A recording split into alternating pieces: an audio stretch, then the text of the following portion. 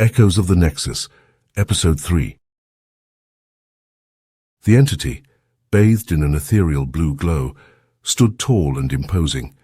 Its gaze was locked onto Zephyr, a strange mix of curiosity and anticipation flickering in its luminescent eyes.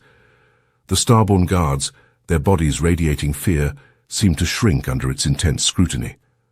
"Release him," the entity commanded, its voice resonating through the barren landscape.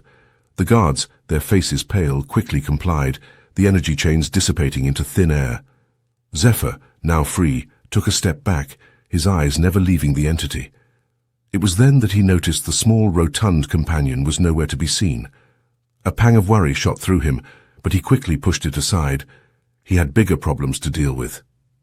"I am Seraphil," the entity introduced itself, its voice softer now but still filled with an undeniable authority. "You are a long way from home, human." Zephyr swallowed hard, his throat suddenly dry. "How do you know what I am?" he asked, his voice barely above a whisper. Seraphil's lips curled into a smile, revealing a set of perfectly white teeth. "We have been watching your kind for a long time," it said, its voice carrying a hint of amusement. "Your arrival, it was foreseen." Before Zephyr could respond, Seraphil turned around, its cloak billowing behind it. "Come," it said, its voice echoing in the silent expanse. "The Council awaits your presence." As Zephyr followed Seraphil, he couldn't help but feel a sense of dread creeping up his spine. He was in a world unknown, surrounded by beings he didn't understand, and his journey was just beginning. As they navigated the labyrinthine city, Seraphil spoke of power and control, of the hierarchy that governed this alien world. Zephyr listened in silence, his unease growing with each passing moment. The entity's words painted a picture of a society built on dominance and submission, a stark contrast to the ideals Zephyr held dear. Their conversation was interrupted by a ragged figure that shuffled into their path.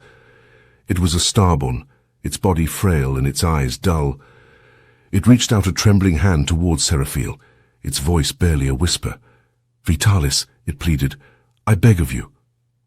Seraphil's expression hardened. "Begone," it commanded, its voice echoing through the silent streets, but the beggar persisted, turning its pleading gaze to Zephyr. "Vitalis," it repeated, its voice desperate. Seraphil's patience snapped. "Can you not hear, Starborn? I said begone." With a swift, dismissive gesture, the entity sent the beggar flying back, its body skidding across the ground. The surrounding Starborn watched in silence, their faces devoid of emotion. Zephyr felt a surge of anger. "Nice hospitality," he said, his voice dripping with sarcasm. Seraphil turned to face him, its eyes cold. "What did you say?" it demanded, its voice a dangerous whisper. Before Zephyr could respond, Seraphil moved. It was a blur, its hand raised to strike. Zephyr shut his eyes, bracing himself for the impact, but it never came. Instead, he felt a rush of air as Seraphil's hand was stopped inches from his face. He opened his eyes to see a glow forming around his face, hardening into a shield that had absorbed the blow. Seraphil stepped back, its eyes wide with surprise. Zephyr, equally stunned, could only stare at the shield that had saved him. He was unharmed, but he had no idea why. The silence that followed was deafening.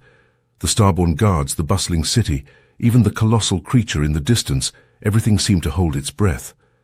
Zephyr stood there, the glow around his face slowly fading, leaving him unscathed. Seraphil was the first to break the silence. "Impossible," it muttered, its gaze fixed on Zephyr. "No human should possess such power." Zephyr, still reeling from the shock, managed a weak smile. "Well, it seems I'm full of surprises." Ignoring the sarcasm, Seraphil turned to the guards. "Take him to the Council. They will decide his fate." As the guards moved to obey, Zephyr felt a pang of fear. He had no idea who this council was or what they might do to him, but he knew he had no choice but to follow. As they began their march towards the heart of the city, Zephyr couldn't help but glance back at the spot where the beggar had been. He was gone, leaving no trace of his presence, but his plea for Vitalis echoed in Zephyr's mind, adding another layer of mystery to this strange world. And as they walked, Zephyr couldn't shake off the feeling that he was being watched. He glanced around, but saw nothing out of the ordinary. Yet, the feeling persisted, a prickling sensation at the back of his neck. Unbeknownst to him, a small star-furred creature watched from the shadows, its bright eyes filled with a strange mix of worry and hope. The city was a maze of towering structures and winding streets, filled with beings of all shapes and sizes. Zephyr was led through bustling markets where Starbund traded goods, past grand buildings that sparkled under the alien sun, and through narrow alleys where shadows whispered secrets. As they neared the heart of the city, the buildings grew taller and more imposing. Zephyr could see a massive structure ahead, its spires reaching towards the sky. It was unlike anything he had ever seen, a testament to the advanced civilization that had built it. The guards led him up a grand staircase and through a pair of towering doors.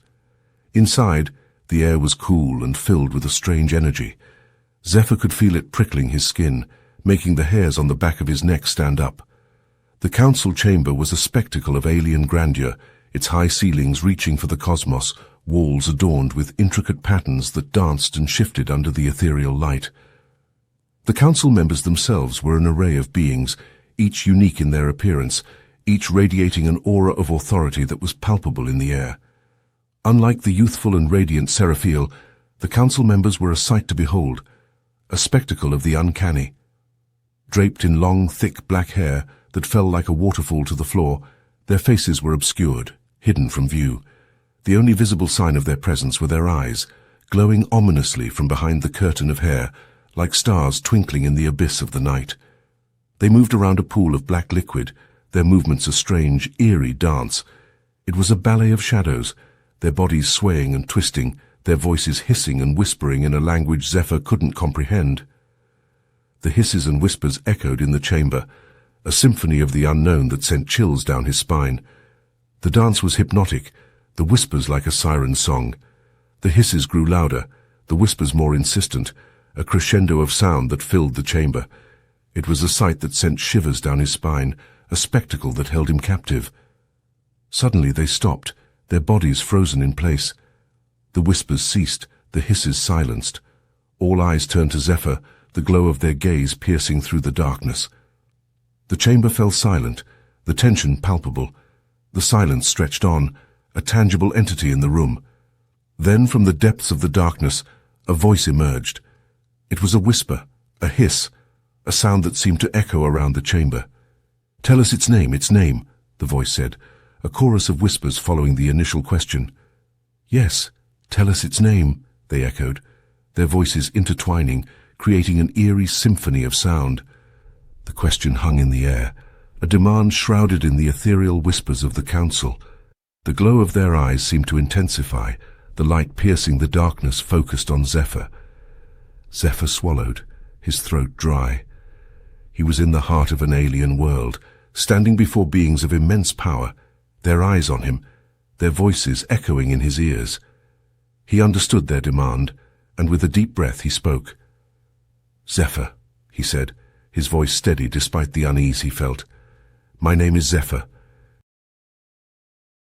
No sooner had the words left his mouth than one of the council members began to move. It slithered towards him, its movements as fluid as the black liquid they danced around. Its eyes, previously a soft glow, now burned a fiery red. Zephyr could do nothing but watch as it approached, a sense of dread washing over him. The council member leaned in close, its whisper a hiss in his ear. "Its life essence is strong," it said, its voice a chilling melody. "Pity the light within will soon perish." Zephyr's heart pounded in his chest, his breath hitching in his throat. But before he could react, darkness claimed him. He awoke with a start, a bucket of water drenching him, bringing him back to reality. He sputtered, wiping the water from his eyes, only to find himself in a dark chamber. "Wake up, poor boy," a voice said, its tone laced with a strange mix of amusement and pity. He looked up to see a figure standing in the doorway. She was unlike any being he had seen before, her form a blend of the familiar and the alien. She was dressed in a flowing garment that shimmered under the dim light, the fabric seeming to change color as it moved. Her skin was a soft blue, much lighter than the beings he had seen before, and it glowed faintly. Her eyes were a bright blue, sparkling with an intelligence that was both captivating and intimidating. Long dark blue hair fell around her shoulders, and a pair of delicate antennae protruded from her forehead, twitching slightly as if sensing the air around her. She tossed him a bundle of clothes, her eyes not meeting his. "Put these on," she said, her voice firm. Then she looked at him, her gaze piercing. "I am Lumina," she introduced herself, her voice echoing slightly in the chamber. "Come along, we have a long day ahead of us." Hey there, fellow star travelers. If you've been captivated by this cosmic journey, crafted by the power of AI, don't forget to hit that like button and subscribe to our channel for more interstellar adventures. But wait, there's more. You, yes, you, have the power to shape the course of our story. Drop a comment below on how you think our saga should unfold. Should we encounter alien civilizations, uncover ancient cosmic mysteries, or maybe take a detour through a wormhole? The universe is your playground. Our AI will analyze your suggestions, seeking out the most intriguing twists and turns for our tale. And remember, comments with the most likes have a higher chance of steering our story, so make your ideas shine. So don't forget to like, subscribe, and leave your comment to join us on this incredible journey. Together, we'll chart a course through the stars, one comment at a time. Until our next journey, stay curious and keep exploring.